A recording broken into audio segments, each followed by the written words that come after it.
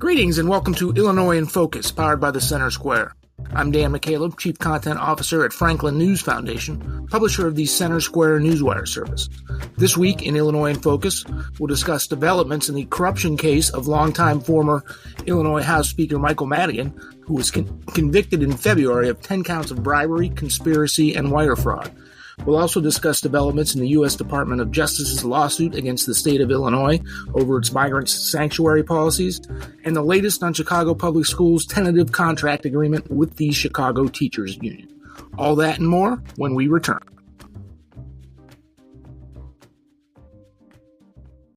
Do you know what elected officials in Illinois are doing with your tax dollars? Do you want to make sure that your voice is heard? If so, then you need Blue Room Stream, a live and archived video streaming service that provides access to government meetings and events. With Blue Room Stream, you can watch how your elected officials make decisions, hold them accountable for their actions, and be a more informed citizen. Blue Room Stream is the perfect way to get involved in the democratic process and to make a difference in your community. Subscribe today at blueroomstream.com. Some people would call him a loser. He ran for state office. He was beaten. He started a business. He failed. He ran for Congress. He lost. He was nominated for vice president. He lost again. But he knew only those who never tried are the real losers. And Abraham Lincoln was no loser. Persistence. Pass it on. From the Foundation for a Better Life at values.com.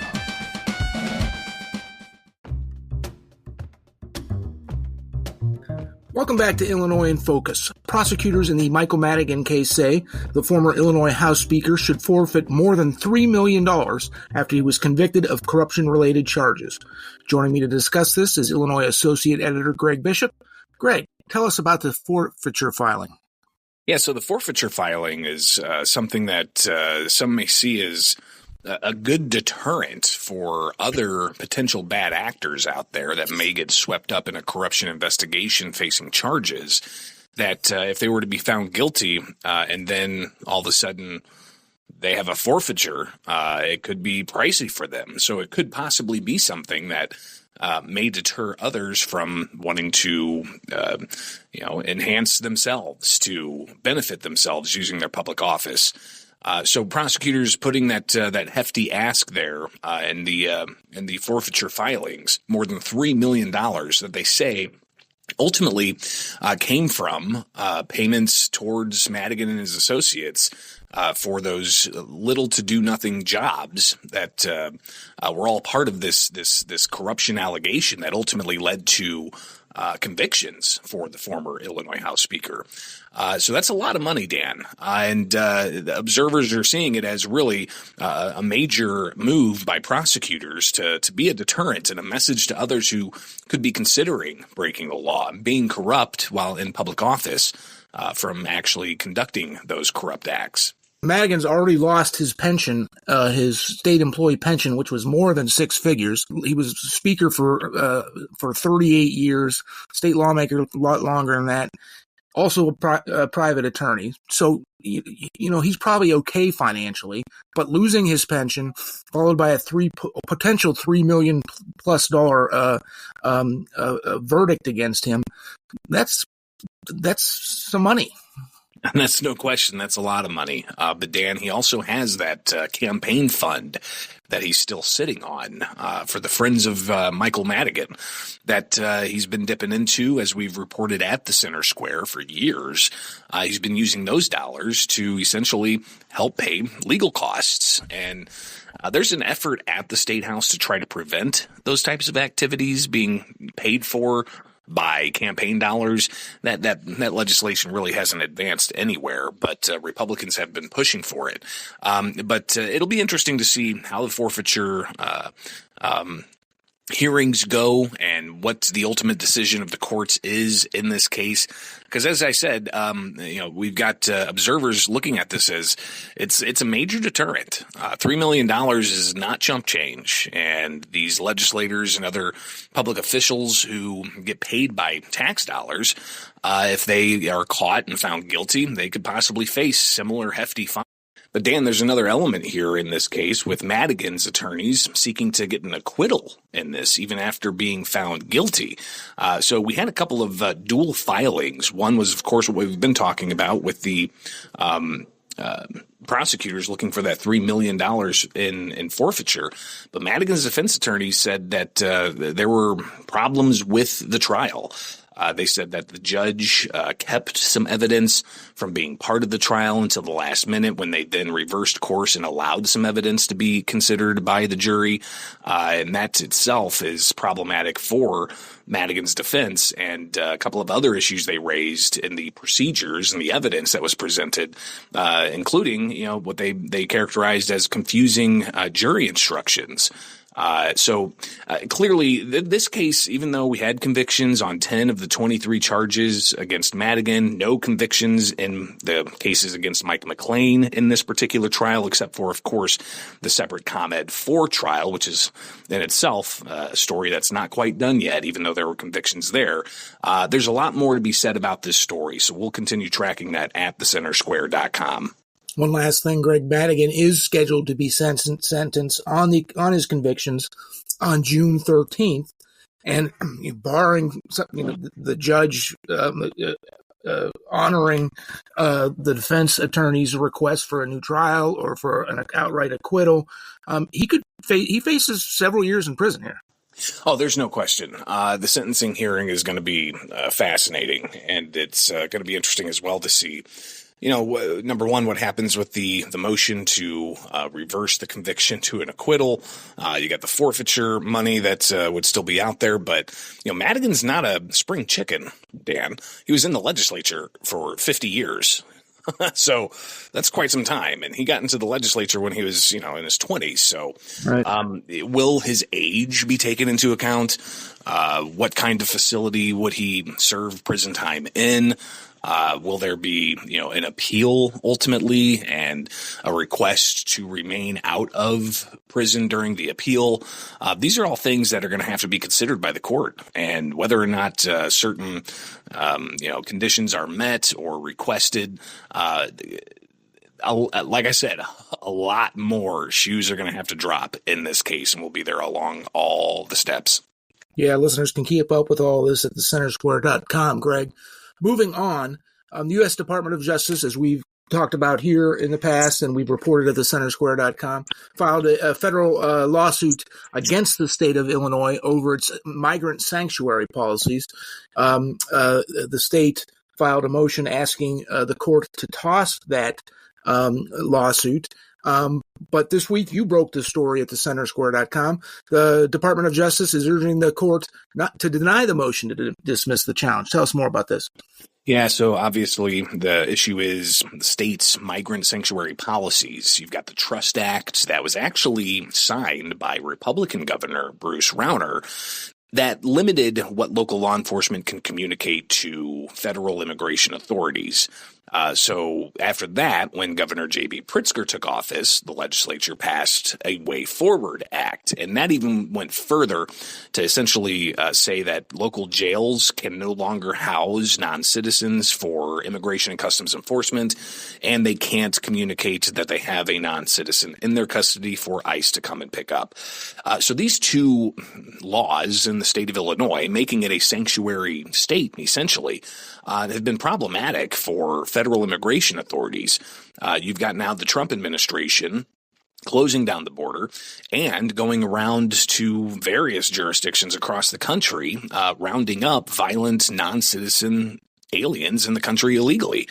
But when it comes to a jurisdiction like Chicago or like Illinois, the cooperation from local law enforcement is prohibited in most cases. Now, law enforcement do have to cooperate if ICE has a criminal detention order, not a civil detention order. So most cases, it's the case exactly that they can't communicate to federal immigration authorities. So with the new attorney general filing that lawsuit challenging the two laws, saying that it's unconstitutional and the state is, essentially blocking the federal government from enforcing federal law, the state came back and said, no, that's not the case. The 10th Amendment, they argue, the state and Cook County and Chicago, they argue that The 10th Amendment says that state resources don't have to go to or be commandeered by the federal government to enforce federal law. It seems to be the crux of this argument here. So they motioned to dismiss the case, and this week the U.S. Department of Justice filed their reply, essentially saying that the state has it wrong, that their policies are allowing for illegal aliens to roam free, causing harm to others that would have been prevented if local law enforcement were able to communicate to ICE that they had non-citizen illegal immigrants in their custody.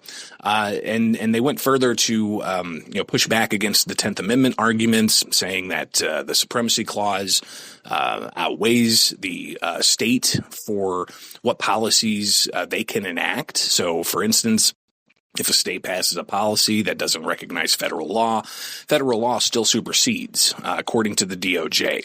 So this is something I got reaction to from several state legislators here from both sides of the aisle. And a Democrat state senator says that that just means the Progressive Caucus at the State House is going to have to enact more legislation to counter the Trump administration, fully anticipating that the Trump administration is going to, quote, keep coming at the state to try to get federal immigration enforcement in place. Republicans, in particular, State Senator Terry Bryant, said she's happy the DOJ is as adamant as they are on this issue, especially in Illinois, because we've had $1 billion plus, if not more, and the costs continue to go up to taxpayer costs on providing non-citizens health care, providing legal services, the costs for room and board and food and schools. All these costs continue to go up. So the issue that Republicans have is the cost and the safety, and they are pleased to see the Trump administration standing up and going after states like Illinois in particular, trying to get them to help enforcement of the issues of federal immigration.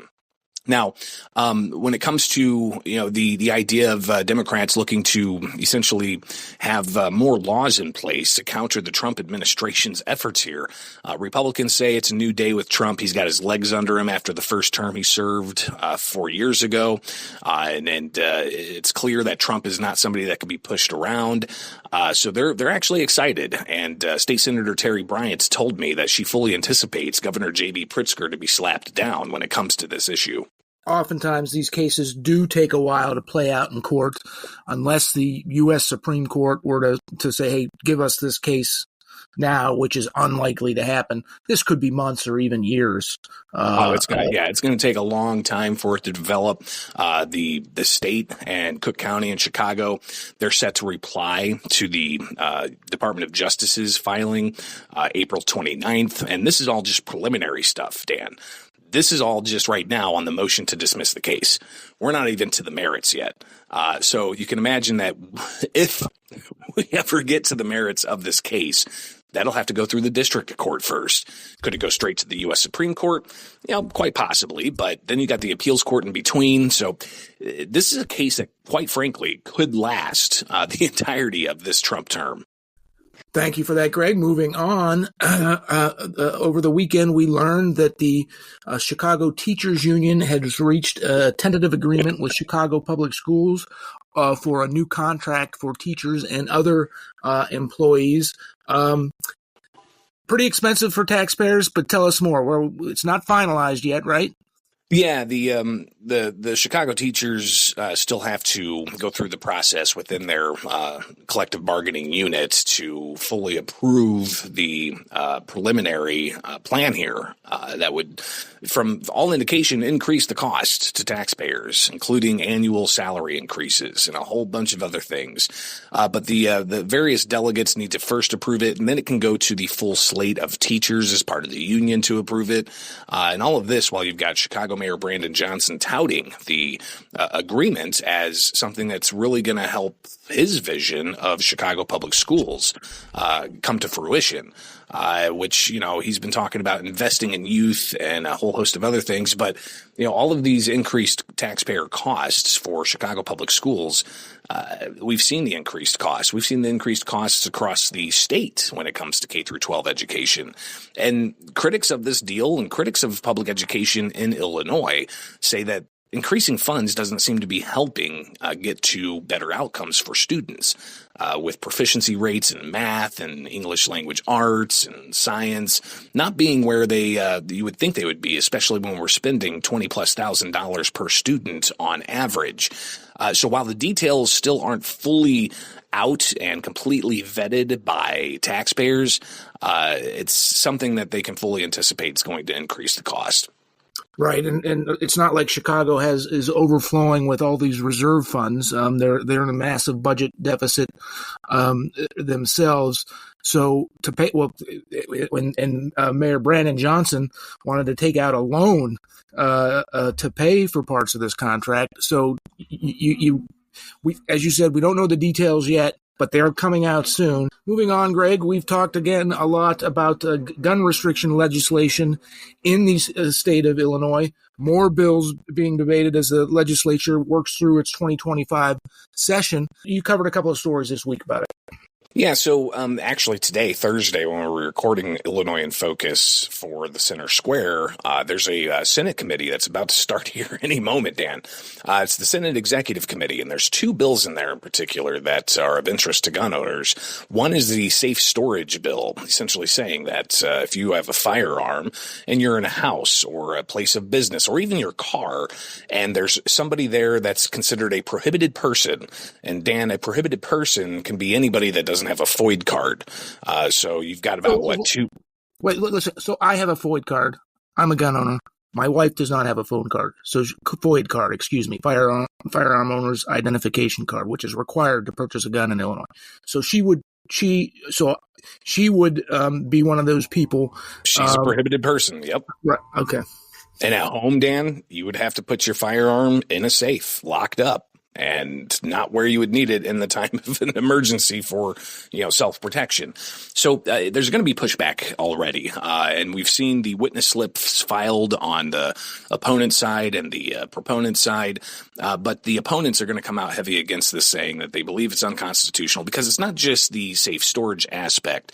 There's also the civil liability aspect that's included in this that people have concerns about, to where if a firearm is, not locked up and it's used to harm somebody, could that person who owned the firearm be held liable for the actions of somebody else pulling a trigger?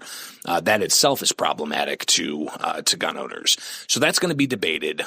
Clearly, we'll be tracking to see if that moves out of committee and if it advances out of the Senate. But you have other measures. It's kind of a mixed bag, actually. There's a measure that would create a diversionary program for first-time nonviolent weapons offenders to essentially allow them to still, have a certain Second Amendment right in the state. And there have been previous diversion programs for first-time offenders, but this would expand that a bit. The Illinois State Rifle Association said that they actually support that measure because it could mean that if a gun owner in the state of Illinois gets charged with not registering a semi-automatic firearm as part of the state's gun ban, then that would be a first-time nonviolent weapons offense and would lessen the penalties against that individual for being charged with that. So ISRA said that the bill could very easily benefit their members. That's why they support it. But Dan, obviously in Illinois, we're still waiting on any movement out of the appeals court and the challenge against the state's gun ban. That is still in the appeals court. You've got the U.S. Supreme Court that still hasn't moved on whether or not they're going to take a case out of Maryland challenging that state's gun ban. You have Colorado that just passed a gun ban. In other states as well with legal challenges on their gun restrictions. And the State Rifle Association here in Illinois has actually reached out and talked to the U.S. Attorney General's office about coming to Illinois to see how the state, as the ISRA says, is violating Second Amendment rights. So gun rights are definitely a flashpoint here at the State House, and we'll continue to track that and keep people updated at thecentersquare.com. One more gun-related story, Greg. Gun rights advocates in the state, in particular the Illinois State Rifle Association, they're asking new U.S. Attorney General Pam Bondi to come to Illinois to review all of these contested gun restriction laws. Anything going to come of that, you think? Well, Bondi has already indicated they're wanting to look at what's going on in California when it comes to people being able to access permits to conceal carry. There are some instances where it's taking 18 months in California. So that it prompted the ISRA to essentially put out that public message saying, come to Illinois. Illinois has that firearm owner ID card, and there you've got the ongoing delays that we've reported on previously. In 2019, people were waiting 12 months or more in some cases to get their FOID card updated. And it got to the point where state police even issued a letter saying, hey, just take this to the gun dealer. They'll be okay with it. Gun dealers were like, not so much. So, Illinois has its problems with gun rights, and will anything come out of the DOJ coming to investigate? Well, the DOJ could take part in filing friend of the court briefs, amicus briefs in various cases that could add weight for a judge evaluating whether to, go one way or the other with a gun law challenge. It could possibly add to the gun rights supporters' cases if that was to happen. So really, it's just an initial ask of the State Rifle Association for the U.S. Attorney General to take a look at Illinois and to evaluate whether or not Illinois is indeed violating Second Amendment rights of its citizens. Couple minutes for one last story. I'm Greg. While the Trump administration, among the things it's focused on is election integrity measures, the state of Illinois is looking to expand its voter, what Democrats call voter access, with measures that, among other things, would establish curbside voting during early voting and on Election Day. Tell us more about this. Yeah, and that's just one of a couple of bills that the Illinois elections, the House Elections and Ethics Committee took up on a subject matter this week. So the curbside voting, the sponsor of that said that they've heard from senior citizens that tried to show up on Election Day and there were long lines and nowhere to sit. So they want to have curbside voting.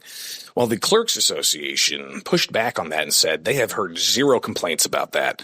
And they already have that as an option in some cases. And if they want to make it just where, there's more awareness about it, then make that what the bill is. But to make it a mandate for something that people are not necessarily clamoring for, that the Clerks Association's heard about, they see it as just going a little bit too far. But then the same representative had a bill that would essentially expand mail-in voting. We already have mail-in voting in Illinois, Dan, and obviously the Trump administration has been critical of mail-in voting, and that executive order he signed a couple of weeks ago doesn't necessarily block mail-in voting, but it raises the red flag about it in various aspects, including for a state like Illinois, where the state will accept mail-in votes up to 2 weeks after Election Day. Clearly in Trump's executive order, it says that federal elections shall not be counted after Election Day. So that's something that's already tied up in the courts here in Illinois, and whether Trump's executive order is going to change that, we'll see. But when it comes to expanding mail-in voting, they're wanting to essentially make it one form where people can request to have permanent mail-in voting. And again, the Clerks Association pushed back on that and said that that could actually confuse voters a lot more, because they gave a story of one voter who, got a mail-in ballot one year, but then went to go vote in another election another year. They couldn't vote because they didn't bring in their mail-in ballot for that election. And the voter was like, I didn't realize I got a mail-in ballot. And they pointed to a different form and said, you signed here, you wanted a permanent mail-in vote. So if you want to vote in person, you got to bring that ballot with you.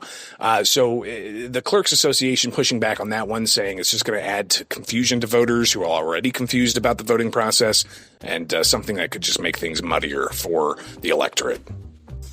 Greg, thank you for joining us today. Listeners can keep up with all of the stories we talked about and more at thecentersquare.com.